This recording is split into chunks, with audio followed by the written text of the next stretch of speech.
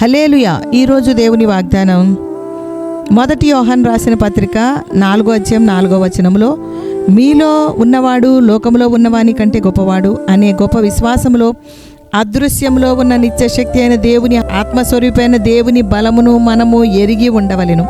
నా విమోచకుడు సజీవుడు అని యోబు మాట్లాడాను. పేతురు నూతన బలమును గొప్ప శక్తిని కలిగి ఈ యేసును దేవుడు లేపెను, దీనికి మేమందరము సాక్షులమని దృఢముగా ప్రకటించెను. ఈయన సర్వాధికారి అయిన దేవుడై ఉండి నిరంతరము స్తోత్రార్హుడై ఉన్నాడు. నేను నమ్మిన వానిని ఎరుగుదును గనుక సిగ్గుపడను. నేను ఆయనకు అప్పగించిన దాన్ని రాబోచున్న ఆ దినము వరకు ఆయన కాపాడగలడని నమ్ముచున్నాను. మన దేవుడు అంతము వరకు నడిపిస్తాడు అనే విశ్వాసముతో ముందుకు సాగుదుము. మేము సేవించుచున్న దేవుడు మండుచున్న వేడిమి గల ఈ అగ్నిగుండంలో నుండి మమ్మను తప్పించి రక్షించుటకు సమర్థుడు, మరియు నీ వశం పడకుండా ఆయన మమ్మను రక్షించును అని షడ్రక్, మేషక్, అబేద్నెగో అనువారు చెప్పిరి. అవును, నీవు అగ్ని మధ్యను నడిచినప్పుడు కాలిపోవు, జ్వాలలు నిన్ను కాల్చవు. దేవుని మాట యందు విశ్వాసం ఉంచిరి, దేవుని మహిమను లోకమంతా చాటించిరి. యేసు నామమునకు మహిమ కలుగునుగాక. ప్రార్థన చేసుకుందాం. మా దేవా, ప్రభువా, పరమదేవుడవు, పరమప్రభుడవైన ఉన్న దేవా నీకు స్తోత్రం. మహాదేవుడవు, పరాక్రమవంతుడవు, భయంకరుడవైన దేవుడవు.